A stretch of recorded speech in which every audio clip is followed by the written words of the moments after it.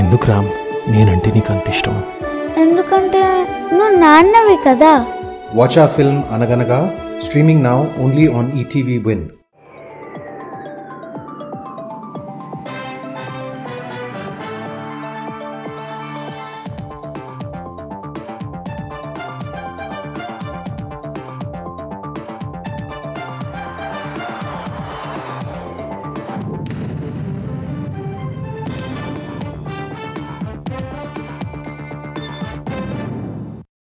నమస్కారం, ETV news కు స్వాగతం. ముఖ్యాంశాలు.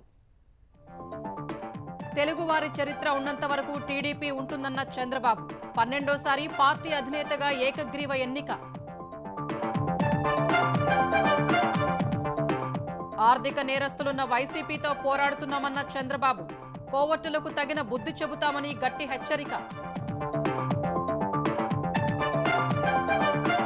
పోలవరం బనకచెర్లతో తెలంగాణకు నష్టం లేదన్న టీడీపీ అధినేత.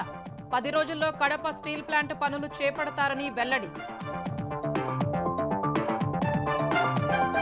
ఏపీ మద్యం కేసులో రంగంలోకి ఈడీ. రాజు కేసిరెడ్డి వాంగ్మూలం నమోదు. కృష్ణమోహన్ రెడ్డిని ములాఖత్తులో కలిసిన సజ్జల. తెలంగాణలో ఉద్యోగాల భర్తీని అడ్డుకునే కుట్రలు చేస్తున్నారన్న రేవంత్. అలాంటి వారిని ప్రజలే నిలదీయాలని సీఎం పిలుపు.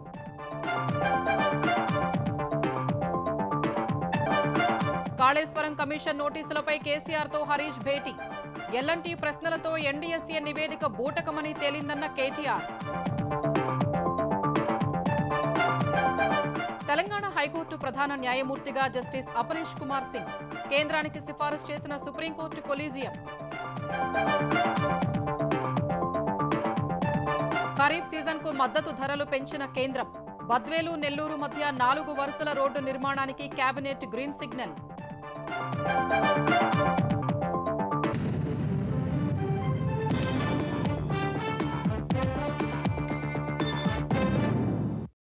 ఆంధ్రప్రదేశ్ పునర్నిర్మాణానికి పునరంకితమవుదామని కడప మహానాడు వేదికగా ముఖ్యమంత్రి చంద్రబాబు పిలుపునిచ్చారు. తెలుగు జాతి ఉన్నంతకాలం తెలుగుదేశం పార్టీ ఉంటుందని పునరుద్ఘాటించారు. టీడీపీ జాతీయ అధ్యక్షుడిగా 12వ ఎన్నికైన చంద్రబాబు ఎన్టీఆర్ అంకురార్పణ చేసిన తెలుగుదేశం జెండా శాశ్వతంగా ఉంటుందని స్పష్టం చేశారు. ఆర్థిక నేరస్తులు ఉన్న వైసీపీతో మనం పోరాటం చేస్తున్నామని తెలిపారు. తెలుగుదేశం ప్రభుత్వ విధానాల వల్ల సంపదలో అనంతపురం జిల్లా కోనసీమ కంటే ముందంజలో ఉందని వెల్లడించారు. టీడీపీ ఎన్డీఏ ప్రభుత్వాల కృషితో రాయలసీమలో ఆదాయం పెరిగిందన్నారు. కడప వేదికగా జరిగిన తెలుగుదేశం పార్టీ మహానాడు 2వ రోజు ఎన్టీఆర్ స్మరణతో మార్మోగింది. పార్టీ వ్యవస్థాపక అధ్యక్షుడు నందమూరి తారక రామారావు జయంతి సందర్భంగా మహానాడు వేదికపై చంద్రబాబు, లోకేష్, ఇతర నేతలు ఎన్టీఆర్ విగ్రహానికి పుష్పాంజలి ఘటించారు. తెలుగువాడి గుర్తింపును, పౌరుషాన్ని చాటి చెప్పడమే కాకుండా సంక్షేమానికి అసలైన నిర్వచనం ఎన్టీఆర్ఏనని చంద్రబాబు కీర్తించారు. అనంతరం పలు అంశాలపై మంత్రులు, టీడీపీ నేతలు చర్చించి ఆమోదించారు. చివరగా అధ్యక్షుడి ఎన్నిక జరగ్గా 12వ తెలుగుదేశం జాతీయ అధ్యక్షుడిగా చంద్రబాబు ఏకగ్రీవంగా ఎన్నికయ్యారు.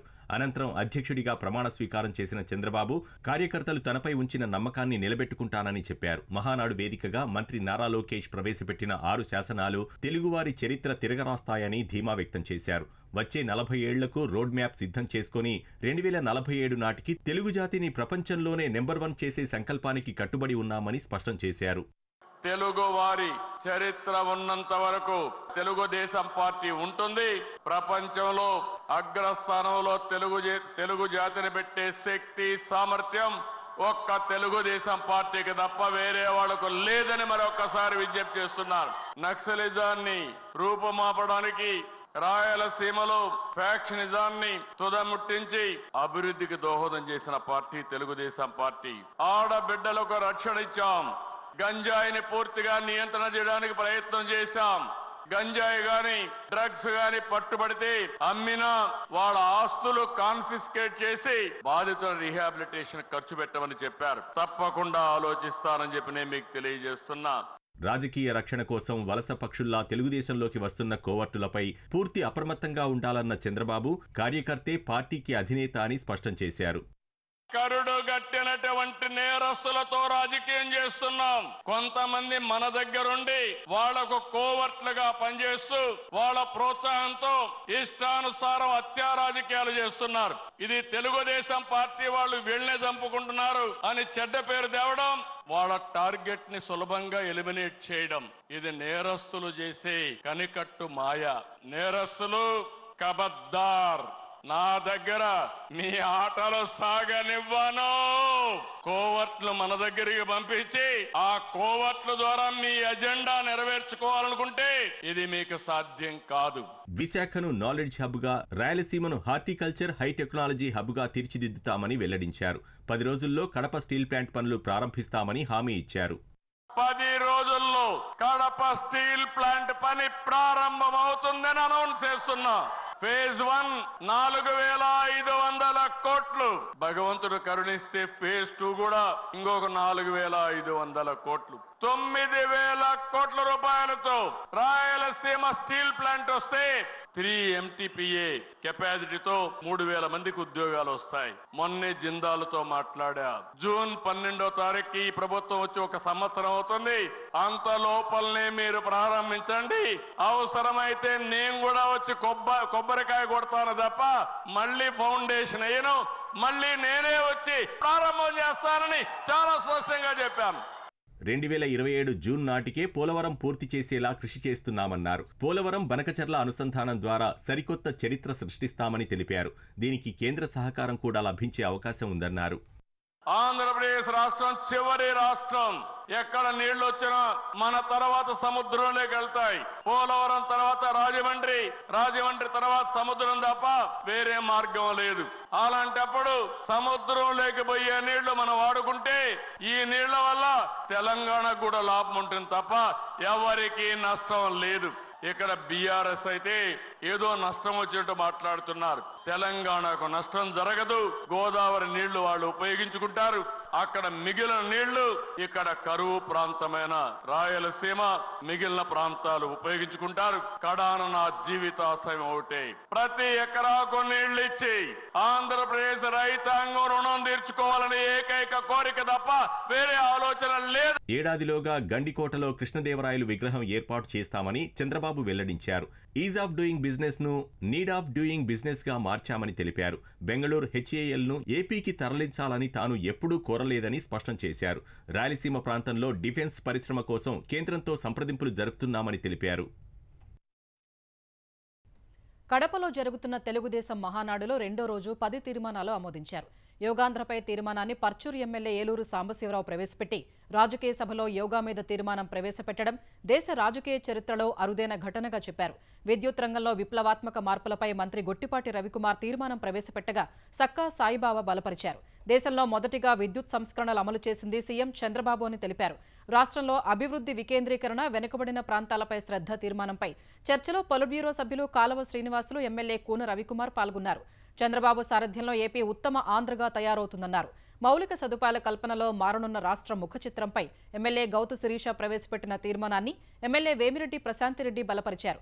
తర్వాత జల సంరక్షణ, శాంతి భద్రతల పరిరక్షణ, పర్యాటకాభివృద్ధి, పటిష్ట చర్యలు, రాజకీయ తీర్మానాలు కొనసాగాయి. రాష్ట్రం విధ్వంసం నుంచి పునర్నిర్మాణం వైపు అడుగులు తీర్మానాన్ని సీనియర్ నేత ధూళిపాళ్ల నరేంద్ర ప్రవేశపెట్టగా ఎమ్మెల్యే ఎంఎస్ రాజు బలపరిచారు. చర్చ సందర్భంగా సీనియర్ నేతలు ధూళిపాళ్ల నరేంద్ర, కాలువ శ్రీనివాసులు నారా లోకేష్ ను కార్యనిర్వాహక అధ్యక్షుడిగా ప్రకటించాలని చంద్రబాబుకు ప్రతిపాదించారు. మొన్నే మా జిల్లా మహానాడులో తీర్మానం చేయటం జరిగింది. నారా లోకేష్ గారిని వర్కింగ్ ప్రెసిడెంట్ గా చేస్తే బాగుంటుందనే అభిప్రాయం కూడా మా జిల్లా గుంటూరు జిల్లా మహానాడు నాయకులు అందరూ కూడా చేయటం జరిగింది.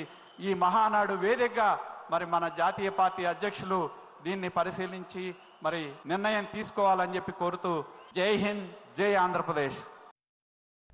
కడప గడపలో జరుగుతున్న తెలుగుదేశం మహానాడుపై రూపొందించిన దివంగత నేత ఎన్టీఆర్ ఏఐ వీడియో ఆకట్టుకుంటోంది. ఎన్టీఆర్ ఇప్పుడు ఉంటే మహానాడు ఎలా జరిగేది, ఆయన ప్రసంగం ఎలా ఉండేదో వివరిస్తూ 5 నిమిషాల వీడియోను తెలుగుదేశం రూపొందించింది. పంచకట్టులో ఎన్టీఆర్ గొంతుకతో చేసిన ఏఐ వీడియో సామాజిక మాధ్యమాల్లో వైరల్గా మారింది. కులమత వర్గాలకు అతీతమైన నవ సమాజానికి సరైన నిర్వచనం చెప్పేందుకే తెలుగుదేశం పుట్టింది. కొత్త జగతికి, అపూర్వ ప్రగతికి బాటను వేసింది. తెలుగుదేశం వ్యవస్థాపకుడు మాజీ ముఖ్యమంత్రి ఎన్టీఆర్ 102వ జయంతిని తెలుగు రాష్ట్రాల్లోని తెలుగుదేశం కార్యకర్తలు ఆయన అభిమానులు కుటుంబ సభ్యులు ఘనంగా నివాళులర్పించారు. హైదరాబాద్లోని ఎన్టీఆర్ ఘాట్ వద్ద తెల్లవారుజామునే జూనియర్ ఎన్టీఆర్ కళ్యాణ్ రామ్ నివాళులర్పించారు. ఎన్టీఆర్ కుమారుడు రామకృష్ణ, సినీ దర్శకుడు వైవీఎస్ చౌదరి ఎన్టీఆర్ సమాధి వద్ద నివాళులర్పించారు. తెలుగు వారికి, తెలుగు రాష్ట్రాలకు గుర్తింపు తెచ్చిన యుగ పురుషుడని స్మరించుకున్నారు. ఎన్టీఆర్ ట్రస్ట్ ట్రస్టీ నారా భువనేశ్వరి, టీడీపీ నాయకులు, అభిమానులు, రాజకీయ, సినీ ప్రముఖులు ఎన్టీఆర్ ఘాట్ వద్ద నివాళులర్పించారు. ఏపీ, తెలంగాణలోని వేర్వేరు జిల్లాల్లో తెలుగుదేశం కార్యకర్తలు, నందమూరి అభిమానులు దివంగత నేతకు ఘన నివాళి అర్పించారు. పలుచోట్ల రక్తదాన శిబిరాలు నిర్వహించారు. పేదలకు పళ్లు పంచిపెట్టారు. ఎన్టీఆర్కు నివాళి అర్పించిన ఏపీ ఉప ముఖ్యమంత్రి పవన్ కళ్యాణ్ త్రికరణ శుద్ధితో చేసే ఏ కార్యమైనా సత్ఫలితాన్ని ఇస్తుందని, అలాంటి త్రికరణ శుద్ధితో ప్రతి పని చేసిన మహనీయుడు ఎన్టీఆర్ అని కొనియాడారు. మనసు, మాట, కర్మను సమన్వయం చేసుకుని పనిచేయటం ఎన్టీఆర్ సొంతమని గుర్తు చేసుకున్న పవన్ పుష్పాంజలి అర్పిస్తున్నట్లు తెలిపారు. గ్రూప్ 1 ఉద్యోగ నియామక పత్రాలు ఇవ్వకుండా నోటికాడికొచ్చిన ముద్దను కొందరు అడ్డుకున్నారని ముఖ్యమంత్రి రేవంత్ రెడ్డి ఆరోపించారు. ఉద్యోగాల భర్తీ త్వరగా జరగకుండా కొందరు కుట్రలు చేస్తున్నారని విమర్శించారు. హైదరాబాద్లోని జగ్జీవన్ రామ్ భవన్లో గురుకుల అవార్డుల ప్రధానోత్సవంలో డిప్యూటీ సీఎం భట్టి విక్రమార్కతో కలిసి సీఎం పాల్గొన్నారు. ఈ సందర్భంగా గురుకులాలకు చెందిన పలువురు ఉపాధ్యాయులను అభినందించిన సీఎం వివిధ స్థాయిల్లో ప్రతిభ చూపిన విద్యార్థులకు అవార్డులు ప్రదానం చేశారు. విద్యా, ఉద్యోగాల భర్తీలో తమ సర్కారు చరిత్ర సృష్టించిందని రేవంత్ అన్నారు. సమాజంలో అసమానతలు తొలగించాల్సిన అవసరం ఉందన్న ఆయన పాలితులుగా ఉన్న ఎస్సీ, ఎస్టీలను పాలకులుగా కాంగ్రెస్ మార్చిందని పేర్కొన్నారు. ఉద్యోగాల్ని అడ్డుకుంటున్న వారిని ప్రజలు నిలదీయాలని రేవంత్ రెడ్డి అన్నారు. 25 ఎకరాలలో ఒక కార్పొరేట్ కాలేజీలతో పోటీ పడే విధంగా ఈచ్ స్కూల్ కి 200 కోట్ల రూపాయలు కేటాయించి ఈ రోజు మీకు ఒక ఇంటర్నేషనల్ స్టాండర్డ్స్ ఎడ్యుకేషన్ ని, not only infrastructure, educational qualification కూడా, అక్కడ ఉండే క్వాలిటీ కూడా పెంచాలి అని ఒక లక్ష్యంతో ఈ రోజు మేము పనిచేస్తున్నాం. చాలా మంది విమర్శిస్తున్నారు. ఇయాలనే పత్రికలో చూసిన ఈ SC, ST, BC, minority, EWS పిల్లలకు 200 కోట్ల రూపాయలు పెట్టి 100 అంటే దాదాపుగా 25,000 కోట్ల రూపాయలు ఖర్చు పెట్టి కట్టాల్సిన అవసరం ఉందా అని ఒక పత్రిక రాసింది, ఒక రాజకీయ పార్టీకి సంబంధించిన పత్రిక. ఆనాడు బడుగు బలైన దళిత, గిరిజన, మైనారిటీ వర్గాలు ఏం చేయాలంటే దళితులు చెప్పులు కుట్టుకోవాలి, బలహీన వర్గాలు చేపలు పట్టుకోవాలి, ట్రైబల్స్ పందులు పెంచుకోవాలని గత ప్రభుత్వంలో స్కీములు వచ్చినాయి. మీరు అందరూ చూడండి. గత 10 సంవత్సరాల మీకు చదువు చెప్తాం, మీకు రాజ్యాధికారం ఇస్తాం, మీ రాజ్యం నిర్మాణంలో మిమ్మల్ని భాగస్వాములను చేస్తామని చెప్పలేదు.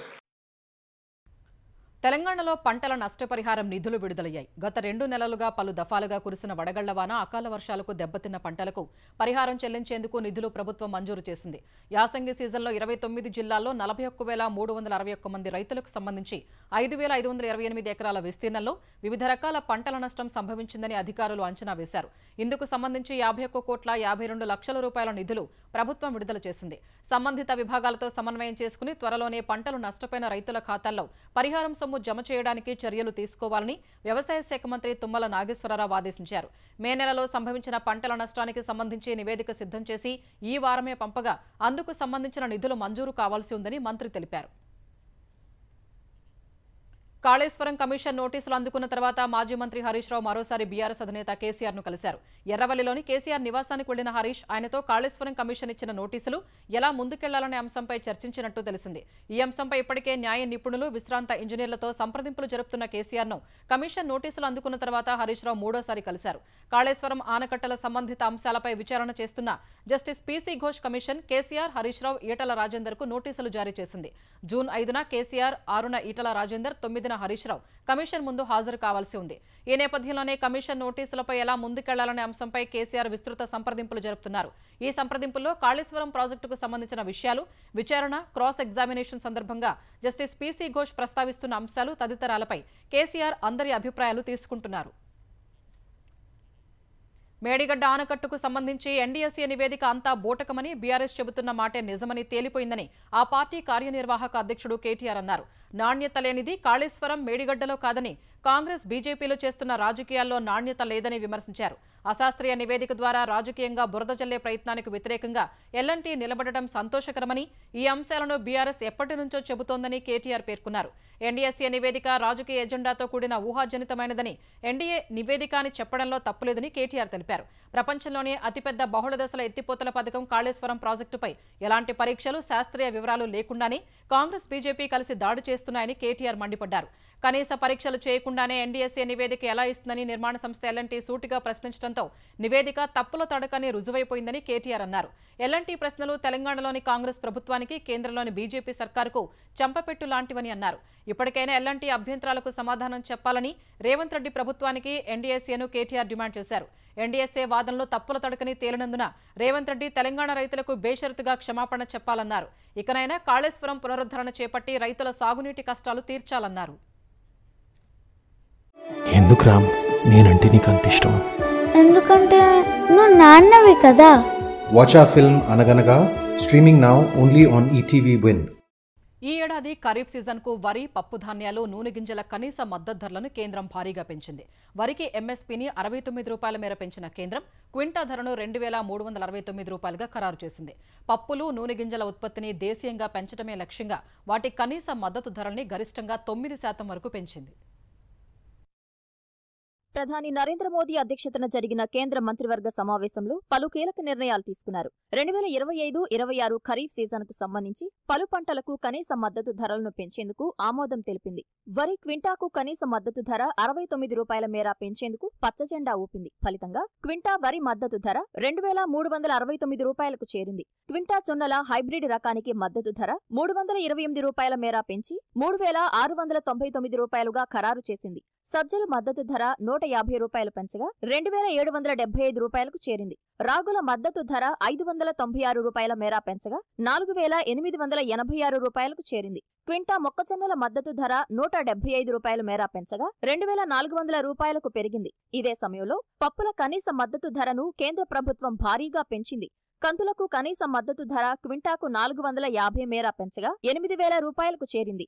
మినుముల కనీస మద్దతు ధర క్వింటాకు 400 మేర పెంచగా 7800 రూపాయలకు చేరింది. పెసలకు కనీస మద్దతు ధర క్వింటాకు 86 రూపాయలు పెంచగా 8768 రూపాయలకు పెరిగింది. దేశీయంగా నూనె గింజల ఉత్పత్తిని పెంచడమే లక్ష్యంగా వాటి మద్దతు ధరలను కూడా భారీగా పెంచేందుకు కేబినెట్ పచ్చజెండా ఊపింది. వేరుశనగ మద్దతు ధర 480 రూపాయలు పెంచగా 7263 రూపాయలకు చేరింది. క్వింటా పొద్దుతిరుగుడు ధరను 441 రూపాయల మేర పెంచగా అది 7721 రూపాయలకు పెరిగింది. సోయాబీన్ కనీస మద్దతు ధర క్వింటాకు 436 రూపాయలు పెంచగా 5329 రూపాయలకు చేరింది. నువ్వుల కనీస మద్దతు ధర 579 మేర పెంచగా క్వింటా 9846 రూపాయలకు చేరింది. గడ్డి నువ్వుల మద్దతు ధర 820 మేర పెంచగా క్వింటా ధర 9537 రూపాయలకు చేరింది. పత్తి కనీస మద్దతు ధర క్వింటాకు 589 రూపాయలు పెంచింది. ఫలితంగా మధ్యస్థ రకం ధర 7710 రూపాయలు, పొడుగు రకం 8110 రూపాయలకు చేరినట్లు కేబినెట్ సమావేశం తర్వాత కేంద్ర మంత్రి అశ్విని వైష్ణవ్ చెప్పారు. రైతుల ఆదాయాన్ని రెట్టింపు చేసేందుకు కేంద్రం కట్టుబడి ఉన్నట్లు వివరించారు. ఇదే సమయంలో రైతులకు వడ్డీ రాయితీ కింద 15,642 కోట్లు ఇచ్చేందుకు కేబినెట్ ఆమోదం తెలిపింది.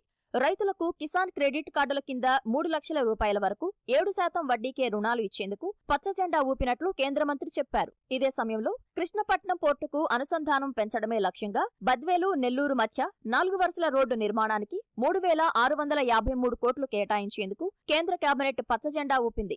రత్లాం నగడ రైల్వే మార్గాన్ని 4 వరుసలుగా మార్చేందుకు కేబినెట్ ఆమోదం తెలిపింది. వార్దా, బల్లార్షా రైల్వే మార్గాన్ని కూడా 4 వరుసలుగా మార్చేందుకు నిర్ణయం తీసుకుంది. ఆంధ్రప్రదేశ్లోని మద్యం కుంభకోణం కేసులో ప్రధాన నిందితుడిగా ఉన్న కెసిరెడ్డి రాజశేఖర్ రెడ్డిని ఈడీ అధికారులు విచారించారు. ఈడీ అధికారులు జైలులో కెసిరెడ్డి వాంగ్మూలం నమోదు చేస్తున్న సమయంలో ఇదే కేసులో నిందితుడిగా ఉన్న మాజీ ఓఎస్టీ కృష్ణమోహన్ రెడ్డిని వైసీపీ నేతలు సజ్జల రామకృష్ణారెడ్డి, లేళ్ల అప్పిరెడ్డి ములాఖతయ్యారు. ఈ కేసులో కృష్ణమోహన్ రెడ్డి A32గా ఉన్నారు. కెసిరెడ్డి ఆయన అనుచరగణం మద్యం కంపెనీల నుంచి వసూలు చేసిన ముడుపుల సొమ్ము జగన్కు చేరవేయటంలో కృష్ణమోహన్ రెడ్డి కీలక పాత్ర పోషించారని సిట్ దర్యాప్తులో తేలింది. ఈ నేపథ్యంలో కెసిరెడ్డి రాజశేఖర రెడ్డి వాంగ్మూలాన్ని ఈడీ నమోదు చేస్తుండగానే కృష్ణమోహన్ రెడ్డితో సజ్జల ములాఖత్ కావడం చర్చనీయాంశమైంది. సామాజిక మాధ్యమాల్లో అసభ్యకర పోస్టులు పెట్టిన కేసులో వైసీపీ నేత సజ్జల భార్గవరెడ్డిని పోలీసులు ప్రశ్నించారు. CM Chandrababu, deputy CM Pavan, మంత్రి లోకేష్, హిందూపురం ఎమ్మెల్యే బాలకృష్ణపై సజ్జల భార్గవరెడ్డి, వైసీపీ నేత పర్వతం సుధాకర్ రెడ్డి సామాజిక మాధ్యమాల్లో అసభ్యకర పోస్టులు పెట్టారు. ఈ వ్యవహారంపై అందిన ఫిర్యాదుపై పోలీసులు దర్యాప్తు చేపట్టారు. ఈ క్రమంలోనే తమకు రక్షణ కల్పించాలని భార్గవరెడ్డి హైకోర్టును ఆశ్రయించగా బీఎన్ఎస్ చట్ట ప్రకారం నడుచుకోవాలని ఆదేశించింది. ఈ మేరకు విచారణకు రావాలని పోలీసులు సజ్జలకు నోటీసులు ఇవ్వగా ఆయన ఇవాళ విచారణకు హాజరయ్యారు. దాదాపు గంటన్నర భార్గవ భార్గవరెడ్డిని ప్రశ్నించిన పోలీసులు 22 ప్రశ్నలు సంధించారు. ఈ ప్రశ్నలకు భార్గవరెడ్డి దాటవేత ధోరణిలోనే సమాధానాలు ఇచ్చినట్టు తెలిసింది. ఈ వైఖరిపై సంతృప్తి చెందని అధికారులు మరోసారి విచారణకు పిలిచే అవకాశం ఉన్నట్టు చెప్పారు. భార్గవరెడ్డి, పర్వతం సుధాకర్ రెడ్డి కొంతమంది నకిలీ అకౌంట్ల ద్వారా పోస్టులు పెట్టించినట్లు గుర్తించామని పోలీసులు తెలిపారు. దేశవ్యాప్తంగా పలుచోట్ల బాంబు పేలుళ్లకు పథక రచన చేసినట్టు విజయనగరం పేలుళ్ల కుట్ర కేసులో అరెస్టైన సిరాజ్ అంగీకరించినట్లు తెలుస్తోంది. విజయనగరంలోని పోలీసు శిక్షణ కళాశాలలో సిరాజ్, సమీర్ల పోలీసు విచారణ ముగిసింది. 6 రోజులు సిరాజ్, సమీర్ను విచారించిన ఎన్ఐఏ, ఏటీఎస్, ఇంటెలిజెన్స్ పోలీసులు నిందితుల నుంచి కీలక విషయాలు రాబట్టారు. మొదటి 2 రోజుల విచారణకు ఏమాత్రం సహకరించిన నిందితులు 3వ రోజు నుంచి నోరు విప్పారు. సౌదీ, ఒమన్ సహా ఇతర దేశాల హ్యాండ్లర్లు టచ్లో ఉన్నట్లు తెలిపారు. హైదరాబాద్లో పేలుళ్లు జరపాలని సౌదీ హ్యాండ్లర్ సూచించిన ప్రశాంతమైన విజయనగరమే తన లక్ష్యమని వారికి సిరాజ్ చెప్పినట్లు సమాచారం. పేలుళ్ల కోసం విజయనగరంలో 4 ప్రాంతాలు ఎంపిక చేసినట్లు విచారణలో సిరాజ్ వెల్లడించినట్లు తెలుస్తోంది. పేలుళ్లు జరపడం కోసం సౌదీలో శిక్షణ తీసుకున్నట్లు అధికారులకు సిరాజ్ వెల్లడించాడు. మరో నిందితుడు సమీర్ పేలుళ్లపై పాక్లో శిక్షణ పొందినట్లు విచారణలో అంగీకరించినట్లు తెలుస్తోంది. తర్వాత సిరాజ్, సమీర్లను పోలీసులు కోర్టులో ప్రవేశపెట్టగా వారికి న్యాయమూర్తి రిమాండ్ విధించారు. ఇద్దరిని విశాఖ జైలుకు తరలించారు. సాంఘిక సంక్షేమ గురుకుల పాఠశాలల్లో విద్యార్థులు టాయిలెట్లు శుభ్రం చేయడం సహా ఇతర పనులు చేస్తే తప్పేంటన్న అధికారుల వ్యాఖ్యలపై బీఆర్ఎస్ ఎమ్మెల్సీ కవిత మండిపడ్డారు. స్వీపర్లు, శానిటేషన్ వర్కర్ల తొలగింపుపై సామాజిక మాధ్యమం ఎక్స్లో స్పందించిన కవిత విద్యార్థులు టాయిలెట్లు శుభ్రం చేసుకుంటే తప్పేంటని అధికారి మాట్లాడిన ఆడియో క్లిప్ను జోడించారు. స్వీపింగ్, శానిటేషన్ కోసం బీఆర్ఎస్ హయాంలో ఒక్కో గురుకుల పాఠశాలకు ప్రతి నెల 40,000 రూపాయలు ఇచ్చేదని, గత ఆగస్టు నుంచి కాంగ్రెస్ ప్రభుత్వం నిధులు ఇవ్వటం నిలిపివేసిందని కవిత గుర్తు చేశారు. ఈ కారణంగా టాయిలెట్లు, గదులు, పాఠశాల, హాస్టల్ ఆవరణలోని పనులు విద్యార్థులే చేసుకోవాలని చెప్పారని ఆక్షేపించారు. ఈ నిర్ణయంపై మండిపడిన కవిత శ్రమను గౌరవించాలని, నేర్పడానికి, విద్యార్థులతో వెట్టిచాకరీ చేయించడానికి తేడా ఉంటుందని పేర్కొన్నారు. శానిటేషన్ వర్కర్లను తొలగించాలన్న నిర్ణయాన్ని ప్రభుత్వం వెంటనే వెనక్కి తీసుకుని విద్యార్థులకు పనుల నుంచి ఉపశమనం కల్పించాలని కవిత డిమాండ్ చేశారు. హైదరాబాద్లో సందడి చేస్తున్న మిస్ వరల్డ్ పోటీదారులు 200 మంది అనాథ పిల్లలతో ఆడిపాడారు. ఫార్చ్యూన్ హాస్పిటాలిటీ అండ్ ఇన్ఫ్రా ఆధ్వర్యంలో ఓ హోటల్లో నిర్వహించిన కార్యక్రమానికి మిస్ వరల్డ్ పోటీదారులు సహా miss world 2024 Christina Pliskova, miss world limited CEO Julia హాజరయ్యారు. ఈ కార్యక్రమంలో మోర్లీ ఫార్చ్యూన్ హాస్పిటాలిటీ లిమిటెడ్ అధిపతి doctor Ramakrishna Saroor Nagar Victoria memorial home ఆధునీకరణ కోసం 1,85,00,000 రూపాయల చెక్కును అందజేశారు. వివిధ ప్రాంతాల నుంచి వచ్చిన చిన్నారులకు 20 రకాల వస్తువులతో కూడిన కిట్లను మిస్ వరల్డ్ పోటీదారులు అందజేశారు. ఈ సమయంలో ఓ చిన్నారి కంటతడి పెట్టుకోగా పోటీదారులు ఓదార్చారు. అనంతరం లైవ్ బ్యాండ్ కార్యక్రమంలో చిన్నారులతో కలిసి నృత్యాలు చేశారు. తెలంగాణ హైకోర్టు తాత్కాలిక ప్రధాన న్యాయమూర్తి జస్టిస్ సుజయ్ పాల్ను కలకత్తా హైకోర్టుకు బదిలీ చేయాలని సిఫారసు చేసిన సుప్రీంకోర్టు కొలీజియం తెలంగాణ హైకోర్టుకు సీజేగా Tripura high court CJ justice Aparesh Kumar సింగ్ను పంపాలని సిఫారసు చేసింది. ఈ మేరకు త్రిపుర సహా రాజస్థాన్, జార్ఖండ్, మద్రాసు హైకోర్టుల సీజేలను బదిలీ చేయాలని సిఫారసు చేసింది. Rajasthan high court CJ justice Manindra Mohan శ్రీవాస్తవను మద్రాసు హైకోర్టుకు బదిలీ చేయాలన్న collegium Jharkhand high court CJ justice M S రామచంద్రరావును త్రిపుర హైకోర్టుకు సిఫారసు చేసింది. Madras high court CJ justice K R శ్రీరామ్ను రాజస్థాన్ హైకోర్టుకు బదిలీ చేయాలని పేర్కొంది. Telangana high court judge justice T Vinod కుమార్ను మద్రాసు హైకోర్టుకు బదిలీ చేయాలని సూచించింది. ఆపరేషన్ సింధూర్ తర్వాత తొలిసారి సరిహద్దు రాష్ట్రాల్లో పౌర రక్షణ మాక్ డ్రిల్స్ చేపట్టాలని సైన్యం నిర్ణయించింది. పాక్ సరిహద్దులోని గుజరాత్, రాజస్థాన్, పంజాబ్, జమ్మూ కశ్మీర్ రాష్ట్రాల్లో రేపు మాక్ డ్రిల్స్ నిర్వహించనున్నట్టు రక్షణ వర్గాలు తెలిపాయి. ఉగ్రదాడులు జరిగినప్పుడు ప్రతిస్పందించే వ్యూహాలు, భద్రతా దళాల సంసిద్ధతపై సమీక్ష చేసేందుకు ఈ విన్యాసాలు ఉపయోగపడతాయని పేర్కొన్నాయి. బందీలను కాపాడటం, ఇతర పౌర భద్రతా కార్యకలాపాల నిర్వహణలో సైన్యం సంసిద్ధతను విశ్లేషించనున్నాయి. యాంటీ టెర్రర్ స్క్వాడ్లు, కమాండోలు అత్యాధునిక ఆయుధాలతో విన్యాసాల్లో పాల్గొంటారు. పహల్గాం ఉగ్రదాడి, ఆపరేషన్ సింధూర్ తర్వాత భారత్, పాక్ మధ్య ఘర్షణ తగ్గినప్పటికీ ఎలాంటి పరిస్థితులను ఎదుర్కొనేలా సైన్యం పూర్తి సంసిద్ధంగా ఉంది. పాకిస్తాన్ వాయుసేన స్థావరాలపై మే 10న భీకర దాడులు చేసిన సమయంలో మురీద్ బేస్లోని అనుమానిత భూగర్భ స్థావరాన్ని సైతం భారత్ లక్ష్యంగా చేసుకున్నట్టు తేలింది. పాకిస్తాన్లో భూగర్భ సైనిక మౌలిక సదుపాయాలపై భారత్ దాడి చేయడం ఇదే తొలిసారి అని తెలుస్తోంది. మాక్సార్ టెక్నాలజీస్ విడుదల చేసిన హై రెజల్యూషన్ ఉపగ్రహ చిత్రాల ద్వారా ఈ విషయం స్పష్టమైంది. భారత క్షిపణుల ధాటికి ఆ భూగర్భ స్థావరం సమీపంలో 3 మీటర్ల వెడల్పైన గోతి ఏర్పడినట్లు ఫోటోలో కనిపిస్తోంది. అత్యంత కట్టుదిట్టమైన భద్రత ఉండే మురీద్ ఎయిర్ బేస్ ప్రవేశ మార్గానికి ఆ బిలం కేవలం 30 మీటర్ల దూరంలోనే ఉంది. కమాండ్ అండ్ కంట్రోల్ లేదా డ్రోన్ కార్యకలాపాలు నిర్వహించేందుకు భూగర్భంలో పాక్ నిర్మాణం చేపట్టినట్లు తెలుస్తోంది. ఆ కేంద్రాన్ని ధ్వంసం చేయాలనే భారత్ దాడి చేసి ఉండొచ్చని రక్షణ నిపుణులు చెబుతున్నారు.